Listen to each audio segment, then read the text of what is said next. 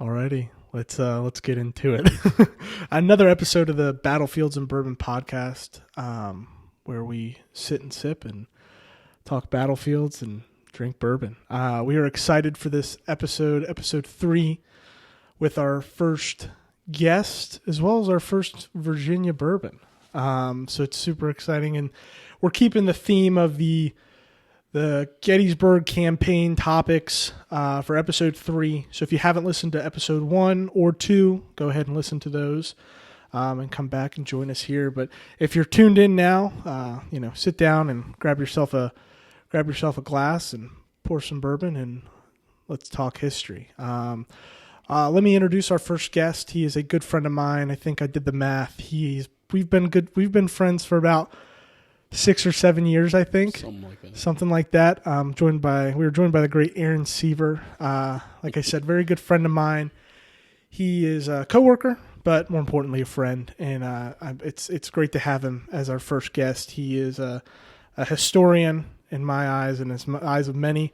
Just had your first roundtable speaking engagement this past week. First roundtable out of state. Now I've done a couple, here in Virginia, but that's the first one out of state. Yeah. So, and you've given plenty of lectures and other talks. And for us, you're a park ranger for the great Shenandoah Valley Battlefields National Historic District. Yep. But prior to that, you had an amazing and long and dedicated 15-year career in law enforcement, stretching from here all the way to the other side of the country. And thank you for your service and your time and doing that and keeping everybody safe. But I'm just glad to have you now to use your brain you've got and teach folks about history.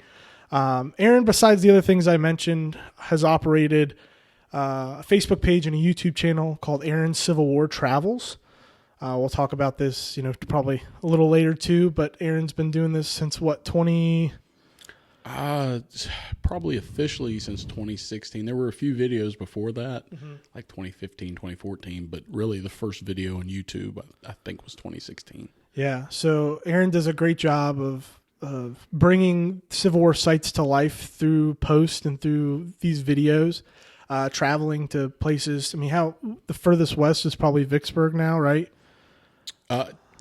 Technically. Yeah. Actually, it would be San Francisco, California. You have Fort Alcatraz. Yeah. Before it was the actual first prisoners were those that were under the writ of habeas corpus when it was suspended. So they were thought to be Southern sympathizers. They were placed in Fort Alcatraz. Okay. So as far west as the other side of the country and everything in between. And you do a great job of going to these not often visited, off the beaten path sites, a lot of them where, the only interpretation, if any, are a Civil War trail sign or a state highway sign, or even none at all. It's just something from traveling all over these years, and it's stuff you've learned by visiting other sites and going to them. But he does a great job with interpretation and like I said, bringing these things to life. And I can't think of anyone better to be our first guest and to help us continue the story. This Gettysburg campaign that we're covering since these past 3 episodes with the topics today, and I'm sure you guys saw in the title, with Aldie, Middleburg, and Upperville. But before we get into the battles, let's not constrain this out any longer, and let's pour some bourbon, and I'll hand it over to Elijah to talk about the bourbon for this episode. Bourbon time. So we've got Old Volstead single barrel bourbon. This is from Mount Defiance Distillery in Middleburg, Virginia. The distillery itself is right in town, not actually on Mount Defiance, where we'll be talking about the battle. So this mash bill is 70% corn, 25% white wheat, and 5% malted barley. So being a wheated bourbon, there's no rye in this mash bill, so it's going to come across as a sweeter, softer, much more mellow flavor profile. Notable wheated bourbons that might ring a bell to some of you: Weller, Larceny, Maker's Mark, Pappy Van Winkle, Old Fitzgerald, those. Old Volstead's kind of follows that path with using wheat as the third grain instead of rye. So this one, just like Blanton's from last week, is a single barrel. So this bourbon comes from one barrel. So you're going to get a variation of flavor profiles from barrel to barrel. This one on the label says aged for 3 years, but I believe theirs is a minimum of 2. So this one's just a little older than what they normally put out. So as a young distillery, that's kind of exciting to see that they're starting to put out a little older stuff. And then for 90 proof, I mean, yeah. So let's get into it. Yeah, pop it. Pop a glass. All righty. Love that sound. Never gets old.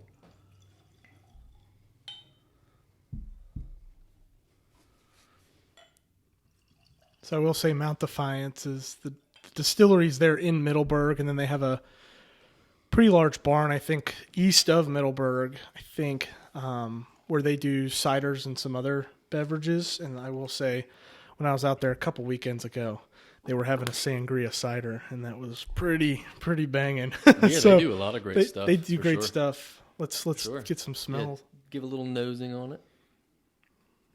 Great smell. Yeah, it's got a nice sweetness to it. I mean, it's very pleasing just off the nosing.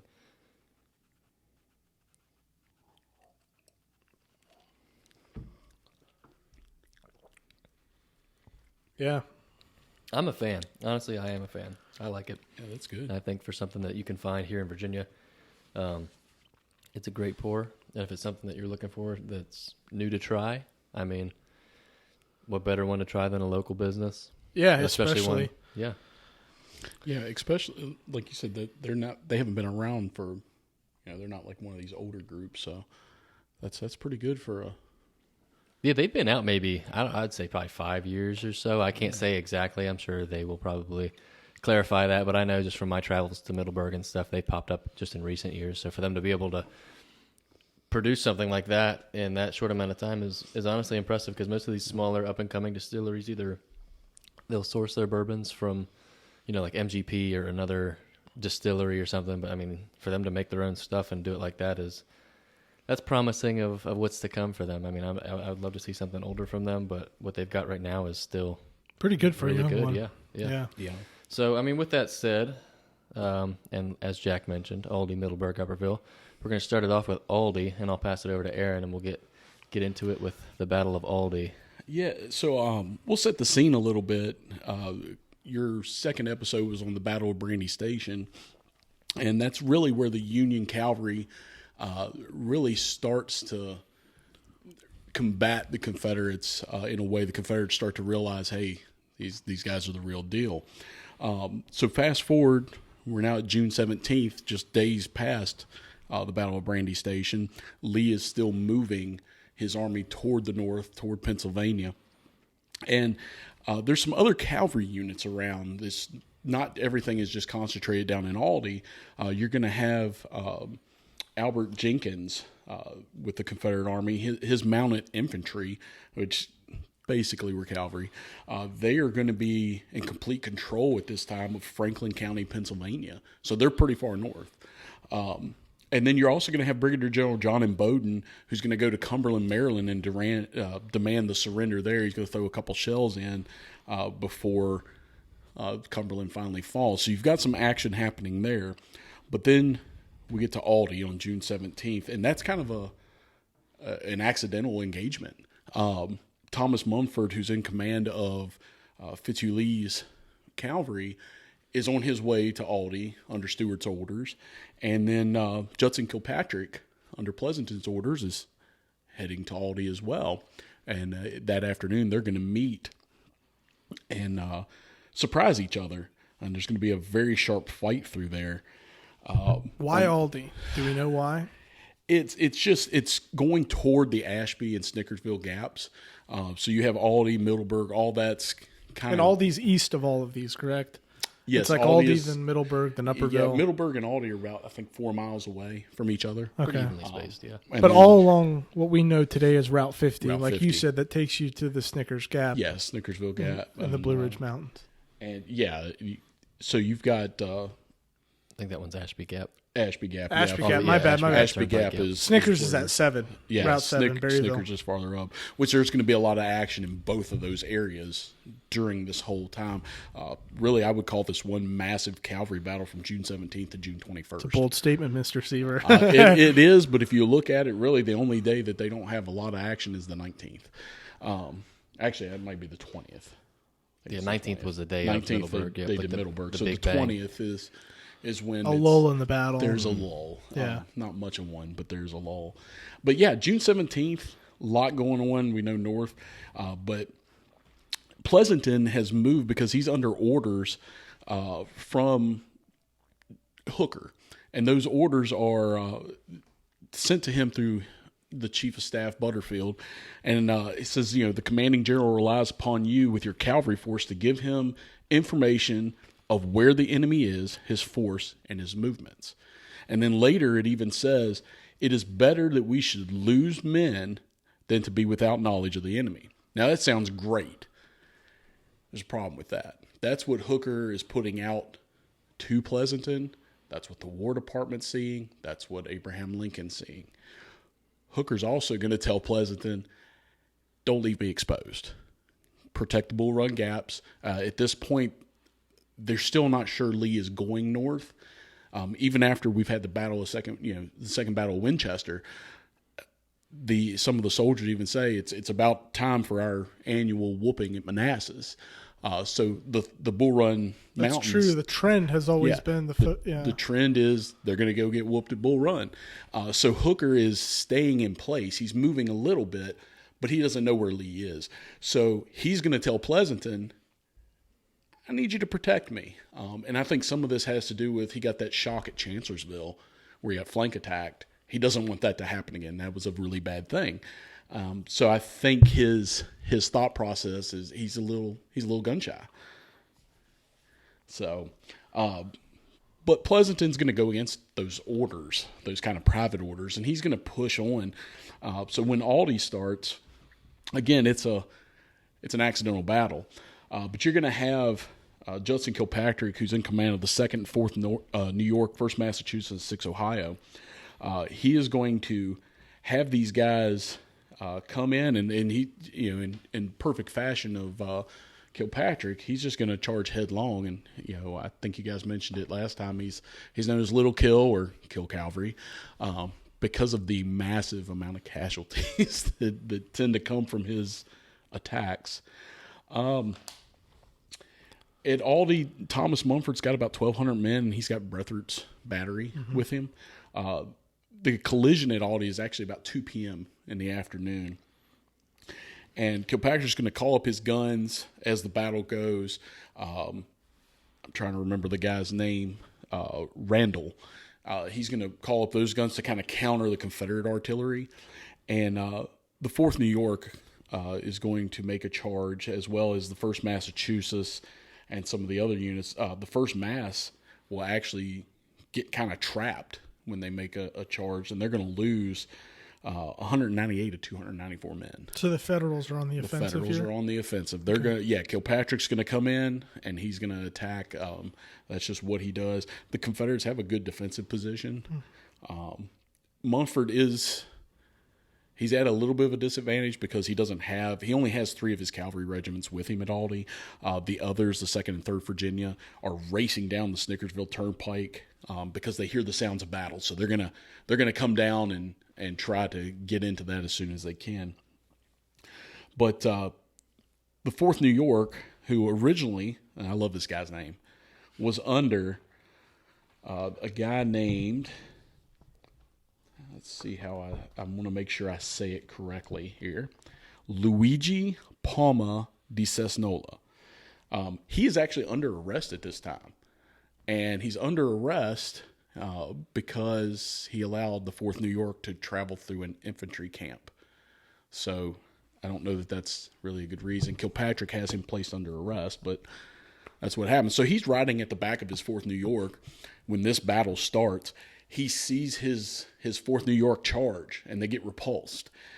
He gets so amped up that he rides to the front, he spurs to the front, and decides to lead another charge. This guy has no sword, no guns. Everything's been taken away from him. He's still under arrest.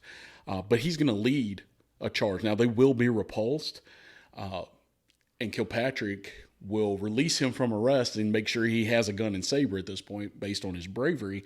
And later he'll get wounded in another charge at Aldie and actually win the Medal of Honor for that. But that, how interesting to make a charge with no weaponry in front of all your command, knowing that you're the target, you're the guy that's out in front, and you have no way to defend yourself. So he's gonna do that. The attacks at Aldie are not absolutely devastating to the Confederates. There is several incidents where the skirmishing is happening all this time, and then you also have to look at Middleburg. There's troops going to Middleburg. Dufay is under orders from Pleasanton to come in through the Thoroughfare Gap in the Bull Run Mountains and occupy Middleburg, which he will do. So would that put? Who'd you say that was, Greg or Dufay? Dufay. So would that put Dufay behind the Confederates then? He's kind of more on their flank, I would say. Yeah, he's more on the flank. I don't know that he realizes that. Do the Confederates realize it? Not exactly. Okay. So Dufay is one of those guys. He actually has said at one time, he's like, hey, I do something good, nobody notices.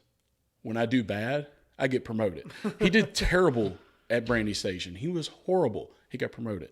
So he's very true. I don't think we talked at all about Dufay because he's the one going through Stevensburg, right? Yes, Stevensburg. He splits off after Kelly's Ford. Yes. Okay. And so Dufay's going to be in a bad way at Middleburg, and we'll get to that. But meantime, down at Aldie, the fighting's getting more intense as units start to kind of come online. There's going to be a guy. He's a captain, Reuben Ballston. He's going to be in kind of a forward position, part of the 5th Virginia, and he's going to have 50 men behind these haystacks, and as the Union cavalry charges, they're going to take out the first kind of wave, but that second wave is going to capture all those guys. So it's a very quick little fight there. That's on the Adams farmland. So it's Aldie is definitely the beginning of this. A lot of places have it as a skirmish, and I don't think Pleasanton commits so much based on the fact that he's got those counter orders from Hooker to not press too far. So there's that little caveat in there for him. When Duffy gets to Middleburg later, that will be around 4 p.m. and he has the 1st Rhode Island, which is under Kilpatrick as well, and his task is to hold Middleburg, and he's got a tough task because he's got to hold Middleburg all night, and the Confederates who retreated from Middleburg are coming back in force. Well, that's Middleburg. Okay. Is happening. That little part is happening as the Battle of Aldie is happening. Okay. So you have. And I know, Elijah, you've been there a lot, so if you got something to add with that, go for it. So that there buddy. on the 17th, as the Federal cavalry kind of comes in to the town, that's when Jeb Stuart almost gets captured, is it not? Yes. He was at the, what was it, the Red Fox Inn? I think, yes. Red Fox, I think it's called the Red Fox Inn. I think that's what it is today, but yeah, it was a tavern back then. Yeah, and you can still see it. It's still there. Fraternizing and, having a good time with his staff. Doing his normal Jeb Stuart things. And you've got to look too. I mean, we look at Brandy Station. He gets hammered for that. And it was a surprise attack. He gets hammered for his pursuit to Gettysburg. But you look at these battles, he's going to get hammered in the newspapers for these too, because they say it's kind of a continuous thing of the surprise at Brandy Station. But Stuart actually performs fairly well during these battles. His goal is to shield the Army of Northern Virginia. And he does that. Which is in the Shenandoah Valley. Cover these gaps. Cover the gaps. So Hooker is blind. And Pleasanton, for one of the first times, the Union cavalry is trying to gain information. They're not just kind of sent out on picket duty and things. So this whole thing is transforming before our eyes in 1863. The defining of Federal cavalry. Which is cool, because just to see how they end up in 64 and 65 towards the end, I mean... It's a totally different force. Yeah, and it's like if they had that, I hate what ifs, but it's just like it's crazy to see the transformation of Federal cavalry because, they just are so strong and so effective at the latter years of the war. Some of the other things that affect them is it's not just them that are evolving. The quartermaster department is evolving. when the horses went lame, they didn't have replacements. So by this time in 63, things are really starting to move. They're sending 1,200 horses a day almost to the front lines because the cavalry needs them. You know, these guys, they're fighting continuous battles here, and so the horses are giving out. And, you know, we tend to forget about the animal count that happens in the Civil War. You know, we've got, I think we're up to like 720,000 is what the new number is, something like that, of casualties. I mean, that's still going up when you count civilians and things. But then you add in the animals. And I think, is it Middleburg? There's a museum. Yeah, there's a museum or and a monument to the horses. To the horses. I think it's, and which is a cool monument. It's a really neat monument, but not a lot's thought about that these guys are, you know, these horses are just as much a casualty of this war. But Aldie, pretty much the Confederates will retreat from there. They're going to do kind of a leapfrogging thing. They're going to back off to another height. There's a lot of hills there. So once the Confederates retreat, they'll go to another defensive position. And again, they're threatening offense, but they're not offensive at this point. They're just kind of stalling. Yeah, they're just wasting time just to keep the Federals off of Lee's trail. You know, let Lee continue marching and keep the Federals at bay. Buy as much time as you can. So by the end of the day of the Battle of Aldie or the skirmish at Aldie, you said Stuart feels it in the papers and the criticism he gets. But let's just based off numbers and what we know the objectives are, is it a Confederate victory? Is it the same kind of instance where it is at Brandy where Stuart holds it? Yeah. I would say, technically it's a Union victory. They're in command of the field at Aldie because Mumford moves back. Stuart has him move back. Stuart orders him to move back to another hill. However, the Confederates achieve their goal of, stalling the Union advance. And that's why the American Battlefield Trust calls it inconclusive. It's inconclusive. If you look at all three of these battles are considered inconclusive because they definitely, the Confederates accomplish their goal and the Union's pressing them hard and they generally are in command of the field. Definitely an inconclusive battle in the end. So set us up for, as they fall back to that secondary line. Yeah, so the Battle of Aldie is going to basically kind of peter out at that point. There will be heavy skirmishing, and even the next day when they start moving around, up in Middleburg, there's still going to be heavy skirmishing in that area of Aldie.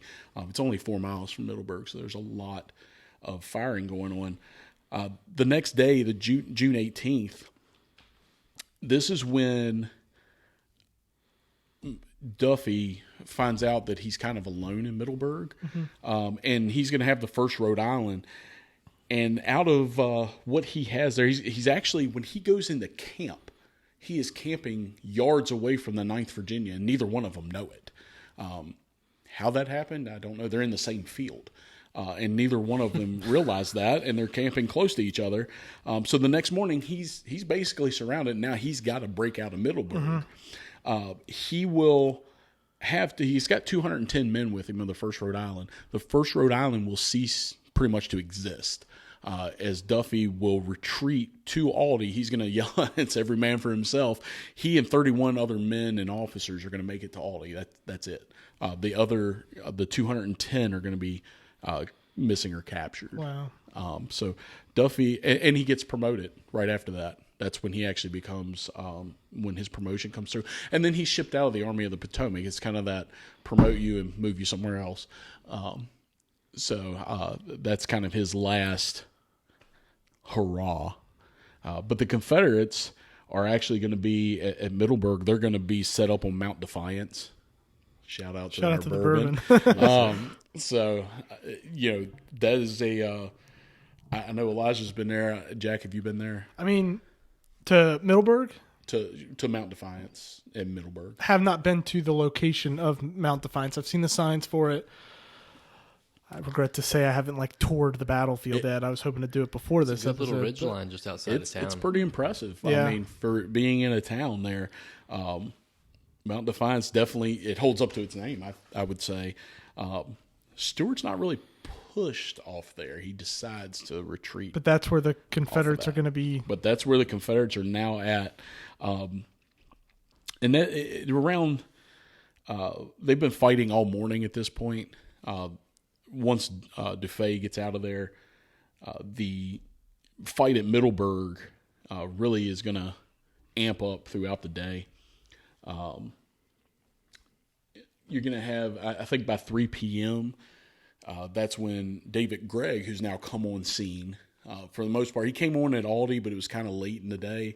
But Gregg, with the Union Army, is going to come on scene, and he's going to be fighting against Stuart. And, this ridge is beaming with artillery and dismounted soldiers. And one of the biggest things in these areas is, and you can still see it today, there are stone walls everywhere. Yeah, I mean, that's we can, talk about it later too, but visiting the battlefield. But just to put it in perspective, this part of Loudoun County, and Fauquier is, I guess, sneaks up in there for Upperville. A little bit, yeah. This is some of the most beautiful country absolutely. besides the Shenandoah Valley, in my opinion. But this area of the Virginia is I think Loudoun County is the most wealthiest county in the nation, I think. Yep. Yes. And that shows if you drive through this specific area, the stone walls that are there mark where, and are probably some of the same ones, that whole area is littered with stone walls in a good way. Absolutely. And still there today. And a lot you can, as you're driving down the road, there's stone walls on either side of you on Route 50, and you can really see, you get the feel of what these guys are doing. Like, I'm sure if you dropped a soldier there today, from that was there in 1863, and you dropped them there today, other than some more trees, these are some pristine landscapes. Yeah. It's gorgeous out there. Hasn't changed much. Yeah, a lot of the farms are still the same and things like that. But yeah, so Stuart's they're gonna fight quite a while on the 18th around Middleburg, but it's not really gonna pick up until the 19th. That's when the actual Battle of Middleburg will be. And again, Stuart is holding the gaps. That's his job, and he's doing a good job of it. It looks like it actually happens on the 17th, might be in the morning of the 18th. I got a shout out to John Mosby, Partisan Ranger, 43rd Battalion, Virginia. He is going to capture 2 guys, and they are going to be carrying intelligence about what the dispositions of the Union cavalry are. Pleasanton's going to find this out and say, hey, I'm pretty certain Mosby captured our guys, which is kind of a Mosby thing. But this is going to allow Stuart to know what the Union cavalry is doing so he can make an even better defensive plan. He's going to warn Wade Hampton, who's all the way down in Warrenton, hey, there's an excursion coming your way. And that does happen, and Hampton's able to beat back that Union thrust, just basically because of that. But all this time, the Union Army itself, Hooker is he's waiting. He doesn't understand, what's going on. Again, he's thinking we might have a battle at Manassas. Hooker at one point even says, we're probably going to fight at Manassas. Just to interject here a little bit, and maybe you can give a little background to it because I'm in the middle of reading it if we're striking for Pennsylvania. Yes. But where is the rest of the federal, where's the rest of the Army of the Potomac at this point? So they are pretty much idle. The 5th Corps is going to be your closest. Okay. They are going to be down in Gum Springs, and they will move up. The whole division will go up through there, but or an entire division under Vincent will go up there. They'll end up only using the 3rd Brigade later on at the Battle of Upperville, or Goose Creek Bridge. But the 5th Corps is the closest. They're kind of spread out. Their goal is to protect Washington. So although Hooker's trying to do some other things, he still has to cover Washington. He still has to cover Lincoln. Which is amazing just because, if we're looking at the 18th and the 19th of June, you got to think about it. Ewell's 2nd Corps is, by this point, Have they crossed the Potomac yet? They're in Maryland. Yeah. And like I said, Albert Jenkins he's riding as they would say with Stewart, he's riding up north somewhere, getting his name in the papers. But that's what Jenkins is doing. He is very far up north into Pennsylvania. And they're a partisan command, right? Yes. Him and Bowdoin. And Jenkins will go back into Maryland, I think it's the 18th, and then he'll come back into Pennsylvania. They just continuously are making raids, which at this time now everybody's rushing toward Harrisburg, Pennsylvania, including some of Milroy's corps that got destroyed there at 2nd Winchester.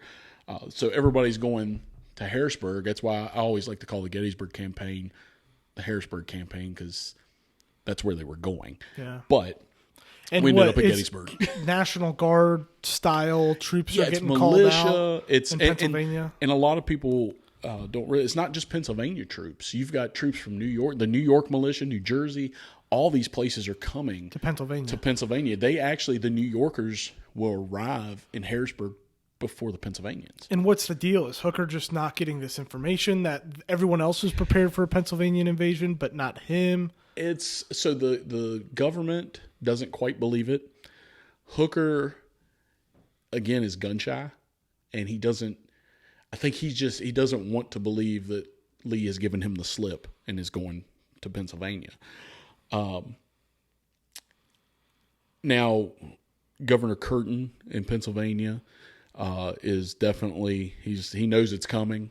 He's like, this is more than just a rumor.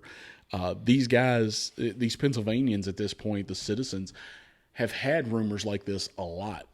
Confederates have been in Chambersburg and things like that, but never the army, like the full army. So it's kind of iffy, whether they believe it or not. They will find out, early July that, especially in Gettysburg, they'll find out that the Army of Northern Virginia is very much in Pennsylvania. But yeah, so that's the kind of what's going on there. Big picture, yeah. Big picture. But on the 19th, when we have the Battle of Middleburg, this Stewart has that Mount Defiance position, and it's a good position. Facing east. Mm-hmm. He, again, protecting the gaps, and he's going to eventually have to come out of that position, and it's kind of an accidental thing. Buford is John Buford, Union General, probably known as the best cavalier in the Army. Very smart, very good officer. He is going to try to flank Stewart. He's going to end up not quite making that flank a movement until about 6 p.m. Buford and the Reserve Brigade will actually be on the rebel flank, and that'll cause Stewart to have to kind of drop back. And the fighting in this area is going to be absolutely intense. As Stewart drops back to different positions, there's an account of a Union trooper. His name's Sergeant Michael Logan, and this guy is going to be fighting the Confederates during this Battle of Middleburg, where he ends up throwing rocks at people, and the carbine assault. He gets sabered, and then he's finally shot. But the guy's throwing rocks at him, and he's surrounded, and so the fighting is absolutely intense in Middleburg. What's the weather like on this day? So it's been raining off and on. I think during this particular part of the battle, it's pretty hot and muggy. That's what I heard. Isn't this some of like some of the hottest degrees that day? Yeah, some of the hottest time. Especially you think about you're riding the horse. That's why the horses are also breaking down so much. They're overheated and things like that. So by 6 p.m., Buford and the Reserve Brigade will be on the flank of Stewart and push them back. That's when Stewart's going to move back toward Upperville and Goose Creek Bridge, which is the final clash there. Just west of Middleburg. Now, one thing for Stewart, when he gets to Goose Creek on that same day as the Battle of Middleburg, Wade Hampton is going to be with him coming up from Warrenton. So that's going to bolster his command, make him a little more defensible. And he's going to have a very good, strong position at at the Goose Creek Bridge, just between, it's kind of between Middleburg and Upperville. Where Goose Creek cuts across Route 50? It'd be Route 50. Yeah, Okay. The old cuts bridge. across Route 50. There was a nice account there.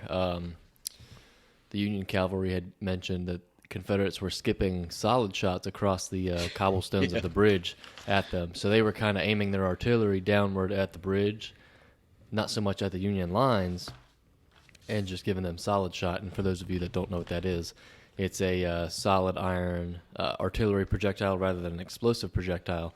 And they were shooting those at the cobblestones, and obviously it's shooting with such a high velocity that it's just going to skip across that rock and cobblestone up into their lines. And that just kind of kept the Union forces at bay when they were trying to cross the bridge there. So that kind of held them off for a little bit until ultimately they made their crossing and then set up for the Battle of Upperville. Is the bridge still there? Yes, it's still there. absolutely. Is it the one that 50 goes over, or no? Is it like off to no, the... it's off to the side. Where the original more to the road north, was? yeah.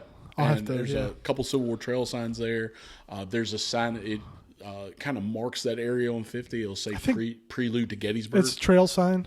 There's a trail sign there. Okay, And I then- think I saw Dana from Civil War Times. Yes, He did a video out there, yeah. Yeah, they were there not that long ago. Yeah. Actually sat down and eaten lunch on that bridge with my son. So That's cool. Yeah, it's a neat little thing. Very, very calm now. Yeah, not on June 19th. Amazingly. June 19th, not so much. Now, June 20th is kind of the lull in all of this. This is when Hampton arrives and they really get that position set up on Goose Creek Bridge. The next day, the 21st, and again, the Army of the Potomac, still stationary. They don't have any information. Pleasanton has been close. He's seen Ashby's Gap. He's seen Snickersville Gap, but he can't get there. And it's just Stewart's doing a heck of a job holding those gaps. Now, because of that, we're going to end up having a battle at Upperville on June 21st. And this is going to be an interesting battle because now infantry is going to be involved with the Union Army. This is going to be under Strong Vincent.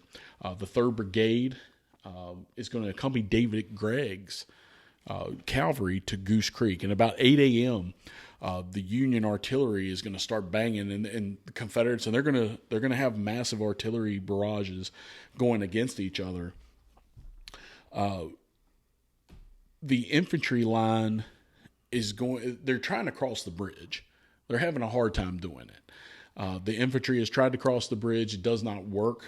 They're a little bit slower than cavalry horses. So they're having a very hard time getting across this bridge. And eventually they'll kind of switch it up and they'll have the infantry wade the creek and the cavalry go across the bridge. In the meantime, we still have to look out for Buford, who was up on the flank. He is going to start coming around on that flank even more as the battle progresses. And, we're going to have kind of a lot of things happen simultaneously. You're going to have the 4th New York, who is having a lot of hard time the first couple days of this campaign. Kind of, they've lost their colonel. They've gotten repulsed a lot. They're going to be the men that are tasked with taking that bridge, and they will do so. Once that happens, there's a lot of hand-to-hand combat. Buford is going to continue to that flank. He can't quite get there. It's going to end up actually being some other cavalry and the infantry that are going to force Stewart back from Goose Creek Bridge.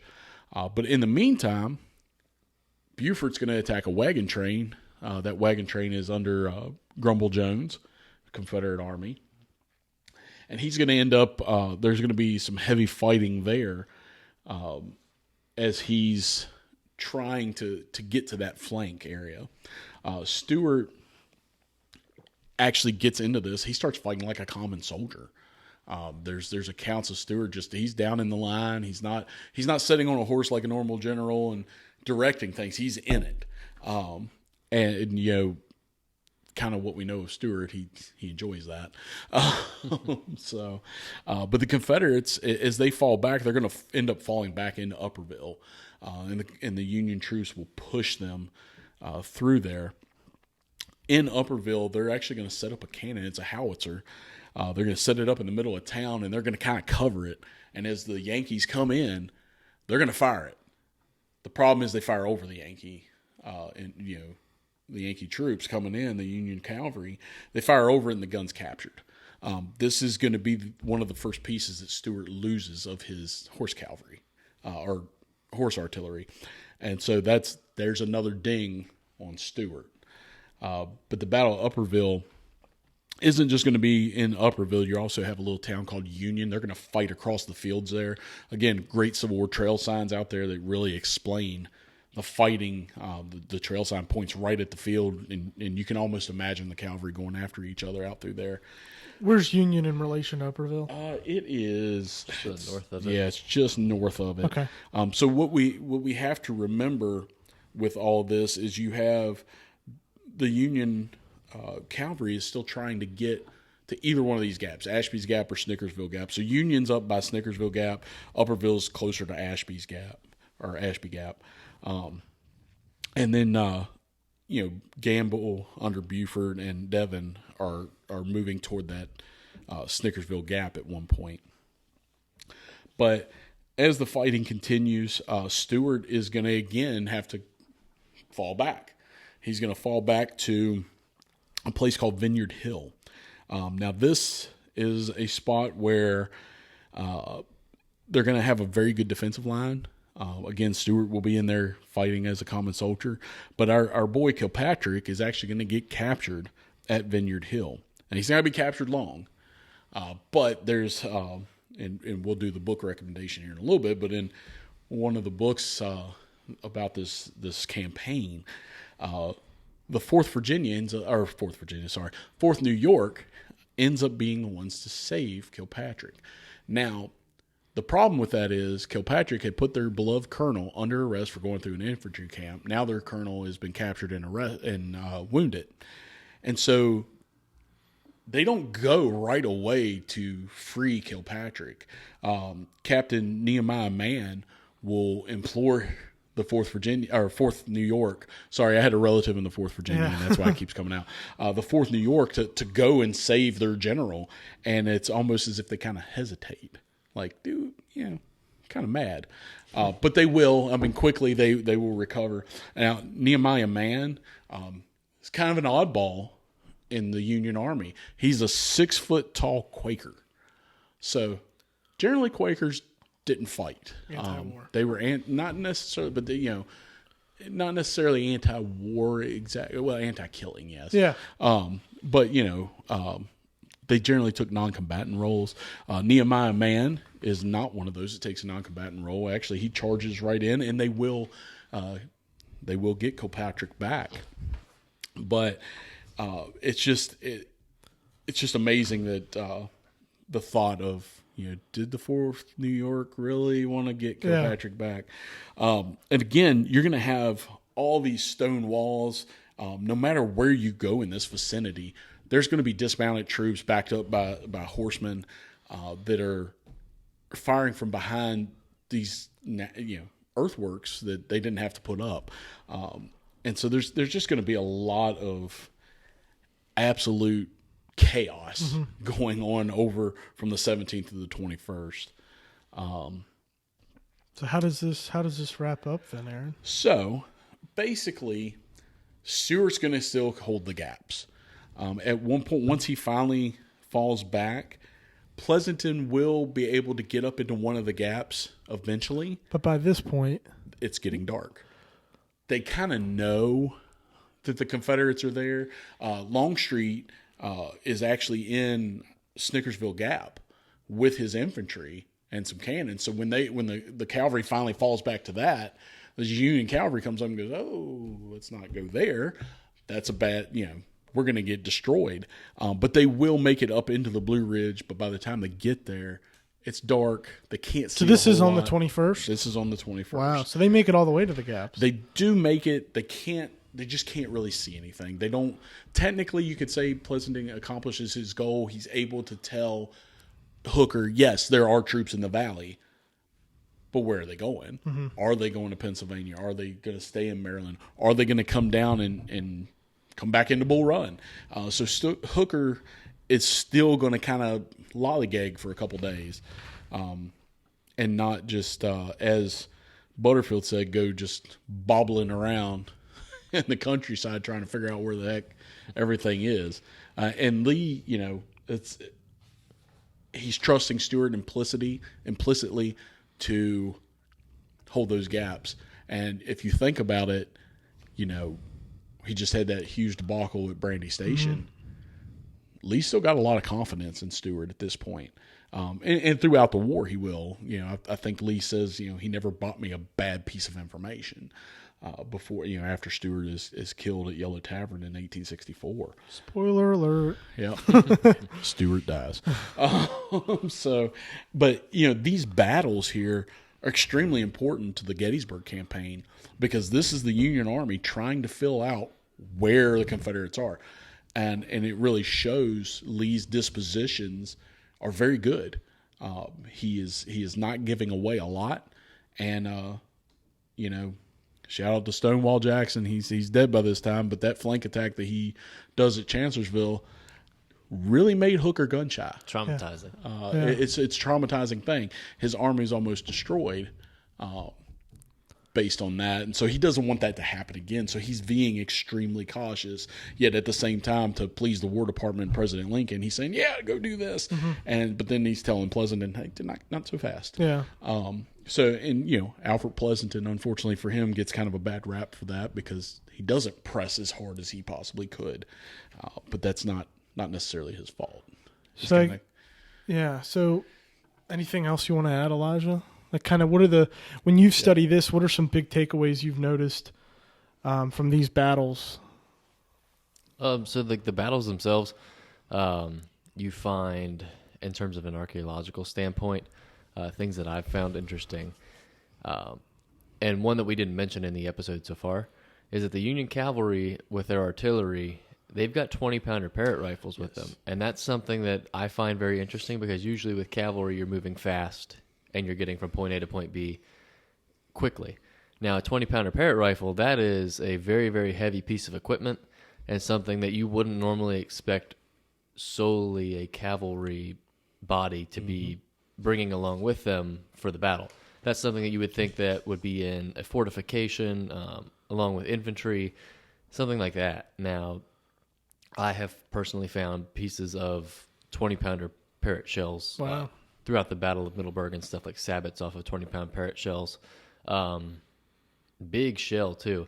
But is that the one that's in the picture for this episode? It's not. I actually don't have a shell sabot. There are some percussion fuses, though, in the picture for the episode, which is interesting to note when you're looking at Middleburg and the final lines of the Confederate cavalry there. We did get on an impact area where there were some Schinkel percussion fuses. So a Schinkel artillery shell is just the name of the patent of the shell. It kind of looks like a torpedo.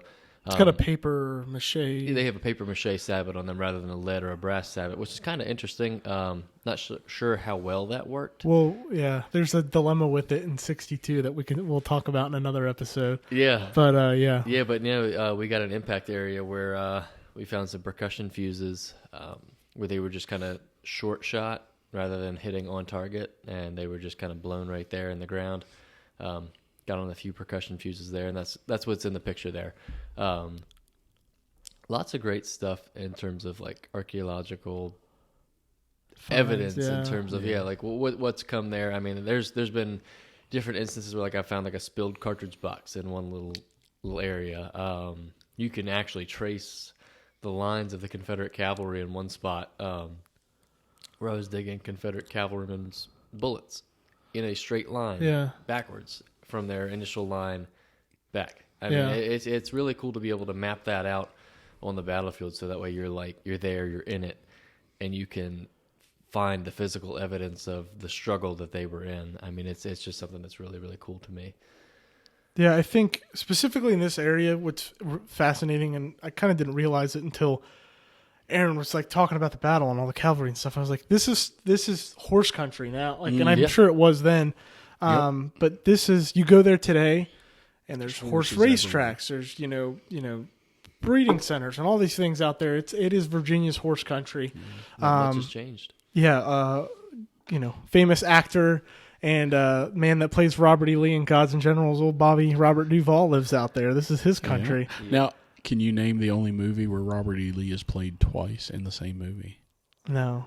So he's not really Robert E. Lee in the movie, but Apocalypse Now, you have Martin Sheen and Robert Duvall in the same movie. Both men played Lee. But yeah, this is I've never ran into him out there. Yeah, but I haven't seen him either. I wonder if he's tried Mount Defiance, the old Volstead's bourbon. Well, if he hasn't, he needs to. Yeah. This stuff's pretty good. Honestly. I know. Yeah, I've been give it a second shot. glass here. The weeded Mr. bourbon's Duvall, really good. please. I would like to just clarify something about the cavalry finding out that Lee is in the valley. That's actually scouts from Beaufort with his reserve brigade. Pleasanton's message to Hooker is not necessarily that Lee is in the valley. His message to Hooker is, hey, Lee's not in the Loudon Valley. Yeah. He doesn't send Hooker the information that Lee is 100% in the valley, like we were saying. He doesn't know 100%. And that's when it's not till June 22nd, actually, that Beaufort will send scouts up the hill, the Blue Ridge, and they're able to see the numerous campfires. And what they're seeing is McLaws's troops. And that information will be finally passed on to Hooker, but Hooker still doesn't move until June 25th. So we've got another, week. Yeah. And Lee is pushing toward Harrisburg at this time. He's dragging his feet bad. He's dragging his, yes. Hooker is just, again, I think he's just absolutely gun shy.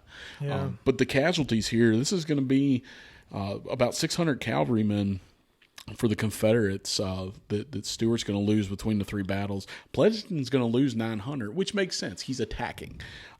So, you've got, about 1,500 casualties for that, and you got to throw in the fact that the 1st Massachusetts gets trapped, the 1st Rhode Island ceases to exist almost, and things like that. 1st Maine does some stuff out here, right? 1st Maine is involved. The only reason I say that is because isn't there a monument to them out there recently placed? There's a monument to Maine, and I want to say there's one to Massachusetts as well. Out there on these battlefields. On the battlefields, yeah. Maine is the most recent monument, I believe. Yeah.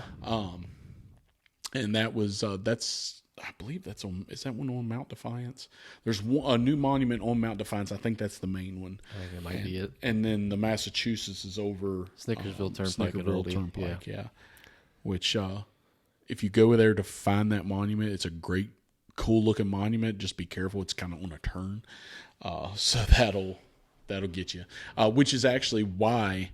It's there for a reason, because that's where the 1st Massachusetts gets trapped, is on that turn on the Snickersville Turnpike.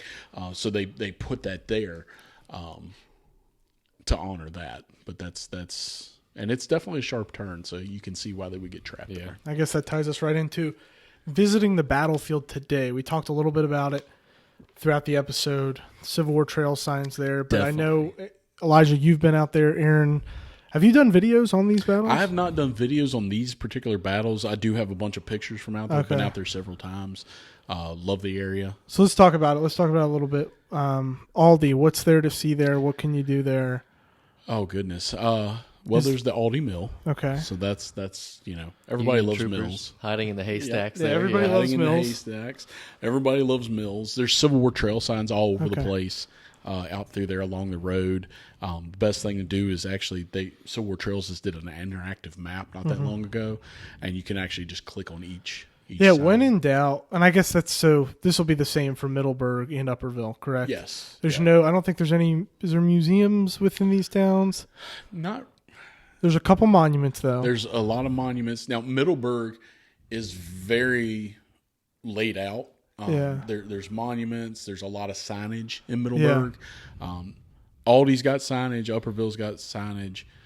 Each of these places that we talked about, Union, Goose Creek Bridge, has signs, and you can go stand. Basically where it was. Some of the stuff is privately owned. It's like a battlefield park without being a battlefield park. Yeah, privately owned, but fully interpreted. You can visit, correct me if I'm wrong, you can go to it's Mount Defiance Park now. Yes. Yeah. And there's signs there and okay. Yes, and I believe there's a cannon up there too. So everybody loves cannons. Everybody loves cannons. It's beautiful country. I mean, it is gorgeous. There's great places to eat. I don't know if there's too many events that I'm aware of that get hosted out there.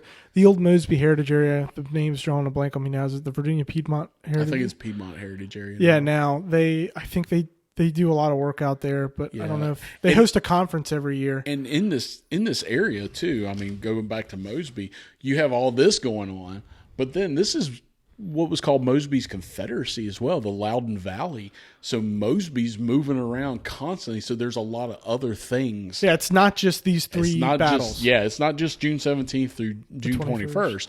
You've got Mosby moving around the in there. whole course of the war. Rectortown, Paris, all these different places. He is constantly there, and a lot of these places you could still see some of the housing and things that his partisan rangers would hide in. And some of the places where Mosby was, wounded and captured, things like that. And keep in mind, and I just learned this like within the past week, talking with a young historian friend of mine. In the end of November into early December of 1864, Sheridan burning the Loudoun Valley. The Loudoun Valley gets burned, and that often gets overlooked, I believe, in my opinion, by the burning in the Shenandoah Valley in October of 64. Yes. People kind of just overlook Sheridan burned in I think it's because in the Shenandoah Valley it's a little more intense. It's a larger area. It's a larger area, and it's the Loudoun Valley provides, but not near what the Shenandoah Valley did. And so I think that, and also, the Shenandoah Valley was an avenue of invasion. Obviously, we're talking about that right now. Lee's going down the valley into Pennsylvania. But these were important. These battles in 63 were important because of the valley, the Shenandoah Valley, and being able to access that for access purposes to get into it, but also for intelligence to see what's happening in there. Because you can't see what's on the other side of that mountain without going on it. The Blue Ridge Mountains do a wonderful job of screening that. And then like you said, in 64, the Loudoun Valley does get burned. It's kind of that all-out war at that point. It's orders from Grant in August, the same time he's given those orders to what to do with the main Shenandoah Valley. Yeah. It's the same time he's like, handle the Loudoun Valley. And Sheridan gets to that later after he handles what's there to do here in the valley. Yeah. So now, I would say after, you asked what happened after these battles. So Pleasanton's going to go back to Aldie. He's still kind of under those orders not to, to get intelligence but not go hog wild. Stewart's going to pursue him, but at a distance, and eventually, on information from Mosby, Stewart's going to attempt to ride around the Union Army one more time. He's done it successfully a couple times. This time will not be as successful. And not to get too far into Gettysburg, but he does make it up. Yeah, catch us up to it, because listeners, this is the last Gettysburg Campaign episode we'll do for a while. So Stewart gets, like I said, a bad rap on getting, going around the Union Army. But really, when you think about it, by the time he is where he's at, to turn around and come back through like the Snickersville Gap and into the valley, it's not a plausible thing to do. He's still going to be delayed. So he will go around. He'll get to the outskirts of D.C. He'll capture some wagon trains, which is part of his orders, is to capture supplies for the Army. He'll get to Carlisle and actually send some shells into Carlisle. And at that time, General Early under Ewell is marching away from Carlisle. He's been called to Gettysburg, and he hears that. He doesn't send anybody back. He doesn't go back to find out why there's firing in Carlisle. He thinks it's just militia and maybe, Jenkins or whatever. Had he done that, Stewart accomplishes his mission of meeting up with Ewell and getting on that right flank of the Confederate Army. But that doesn't happen. Why? Who knows? Yeah. So there, you can't. Eric Wittenberg went on a tour with him, and I'm in total agreement. You can't blame Stewart for the whole thing. Lee's orders are Lee's orders. They're not exactly set in stone. And then, I think we kind of have to blame a little bit of everybody. Early, Mosby, all this, because Mosby gives Stewart bad information. Doesn't happen often. And I think when Mosby went and saw, hey, there's an opening here, I'm sure there was. But by the time Stuart gets there the next day, that opening's closed because now the Union Army is moving. Yeah. They figured out, this is by the time that they have figured out, okay, Lee is moving north. So I think you kind of, there's a lot of blame to go around with that. But Stuart is the one that gets looked at as the guy that messes up the Gettysburg campaign because he doesn't give intelligence that could have been there possibly. Well, perfect. I think that was a good summary. And Aaron, let's hit because I know this was your recommendation. Our book recommendation for this episode is it's called Small Riots. Mm-hmm. And I forget the author's name. Yeah. If you give me just a second. Yeah, small but important riots. Yeah. And so that book is by Robert F. O'Neill. Just came out this year, last year, I think. It's a 2023 book, actually. Yeah. It is kind of a rewrite of an older book with the same name. This is, copyright 2023. He does a great job in here of talking about a lot of different things. But it's Small But Important Riots, the Cavalry Battles of Aldie, Middleburg, and Upperville, which are the proper names. Again, we talked about Goose Creek Bridge and Union and things like that. Yeah. Those are all little places that attacks happen. In-betweens. In-betweens. Yeah, the in-betweens. The in-betweens. But great book. I read it. I finished it. It's in the back. It's got some absolutely awesome information about who was where, who was under who, casualties, things like that. And it's a great compilation of everything to do with what's happening. Absolutely great resource to have when you're studying these battles. Yeah. And just came out awesome not long ago. Well, perfect. Well, that's our book recommendation. The bourbon, I think everybody has agreed was fantastic. Oh yeah. For a wheated bourbon. I think is this our first wheated on the those first wheated. Yeah, we did low rye, high rye. Now we're at wheated, so we've kind of covered our bases there. And I think you can buy it in some ABC stores. I know you said you saw it in one, maybe, or no? Most was it ABC stores in Virginia? I'm not sure their reach outside of Virginia. So if you're listening from outside of Virginia, I don't know exactly what to tell you on how to acquire a bottle of this. I think you can order it online. Probably a lot of from places them. Able to. Yeah, go on their website, Mount Defiance Distillery. To, I think you can buy it online, and they do the little 5 ml bottles you can buy too for the small tastings. But I bought that straight from their distillery, and if not, that's all the more reason to visit them. Yeah, go out, visit them, try some of that, visit their distillery, go walk to their around cider. the town. Yeah, Middleburg's a gorgeous town. Middleburg. It's gorgeous. You can still see Stewart's headquarters and a lot of other fun stuff. Yeah. So I've got it right here, the Warhorse Memorial. Yes. Near the entrance of the National Sporting Library and Museum. Okay. So if you're looking for that, it's like right across the street or up the block from the distillery. Yeah, almost as soon as you get into town on your right, if you're coming from Winchester, headed east, it's going to be right there. Yeah. Very cool looking monument. Yeah, absolutely.